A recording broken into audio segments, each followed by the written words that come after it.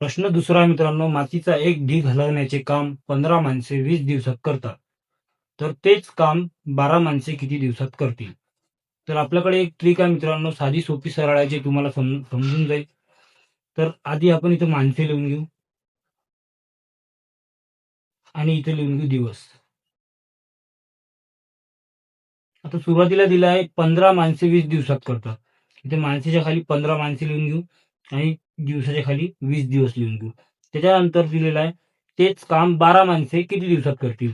माणसे आपल्याला दिलं आहे, दिवस आपल्याला काढायचे आहे. माणसाच्या खाली आपण माणसे लिहून घेऊ. 12 माणसे किती दिवसात करतील. आता नेहमीच्या पद्धतीने आपण इथे तिरकस गुणाकार करू. याच्यासोबत होईल आणि हे संख्या भागाकारात जाईल. म्हणजेच 12 गुणिले 20 होईल आणि 15 जी संख्या आहे उरलेली ही भागाकारात जाईल. आता याला आपण भाग देऊ मित्रांनो. 5 त्रिक 15, 5 चोक 20 आणि 3नी परत 12ला भाग जाईल, म्हणून आपण 12ला पण भाग देऊ. 3 एक 3, 3 चोक 12. आता खाली एक उरलेला आहे, याचा काही अर्थ नसतो मित्रांनो. आता उरलेली संख्येचा गुणाकार करून घेऊ. 4 गुणिले 4, 4 चोक 16.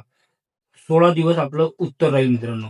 ऑप्शन क्रमांक 4 उत्तर आहे मित्रांनो. इथे 16 पाहिजे होतं, 26 चुकीने लिहिण्यात आलं मित्रांनो. 16 दिवस याचं उत्तर राहील.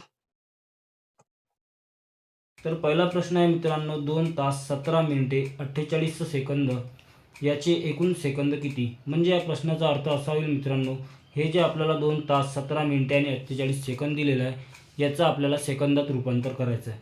तर सेकंदात रूपांतर करताना आपल्याला समजायला हवं, एका मिनिटामध्ये 60 सेकंद असतात. म्हणजेच 60 मिनिटामध्ये 60 मिनिटाचा 1 तास होतो मित्रांनो, बरोबर आहे. आणि एका तासात 3600 सेकंद असतात. एका तासात 3600 सेकंद असतात. आता काय म्हटलेलं आहे मित्रांनो, 2 तास.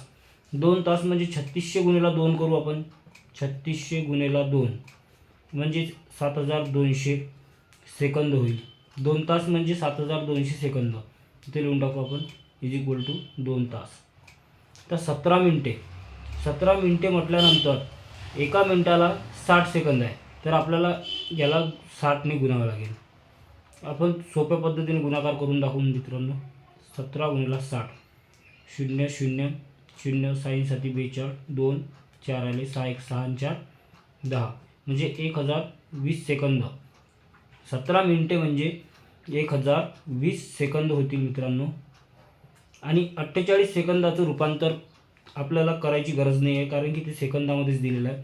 48 सेकंद म्हणजेच 48च सेकंद होतील.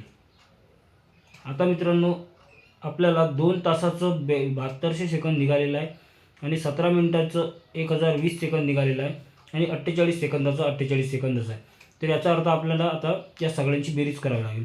7200 प्लस 1020 प्लस 48, 8 6 2 8, 8268 याचं उत्तर असायला पाहिजे मित्रांनो.